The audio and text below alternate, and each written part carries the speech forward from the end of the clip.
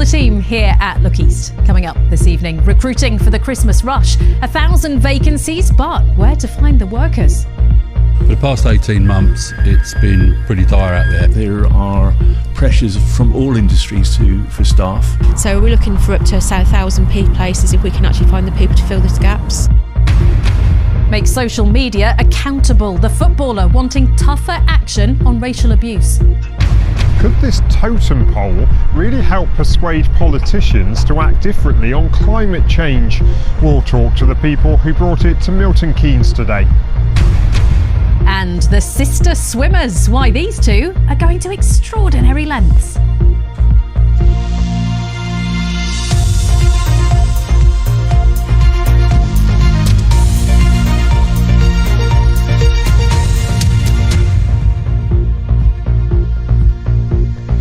First tonight, the employers crying out for staff as the number of vacancies across the region continues to rise. The pandemic has led to big shortages of workers in some sectors, but now there is the added issue of seasonal jobs also coming onto the market, with companies gearing up for Christmas. In Northamptonshire, there are jobs fairs today and tomorrow, and at Brackmills alone, there will be more than 1,000 jobs on offer. So what happens if businesses don't find the staff they need? Stuart Ratcliffe reports. This distribution warehouse sends electrical cables across the world, and the run-up to Christmas is always a busy time. But this year, competition for new employees is tougher than ever. On the build up to Christmas, the larger fulfillment houses like Amazon are taking all the available people that are out there. There is and they enhance the salaries, which makes it very difficult indeed to compete. And what about the size of the labour market at the moment? The labour pool is very definitely smaller. There are pressures from all industries for staff. It's a similar picture here at Siebert. They also need warehouse staff, but like many other companies are desperate for drivers, not just for the festive period, but all year round. For the past 18 months, it's been pretty dire out there as regards drivers. So we've got Brexit, where a number of Europeans have returned home. We've got the impact of COVID, where some drivers unfortunately will be on long-term COVID sick.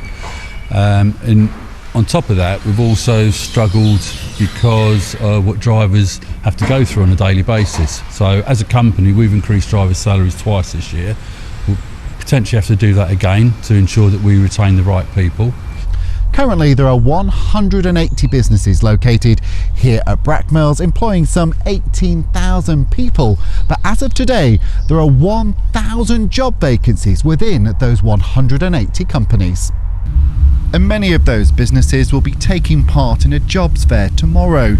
And the hope is changes to the benefit system might encourage more applications. Obviously, with the universal credit being taken away from today, we are looking to get more people into work.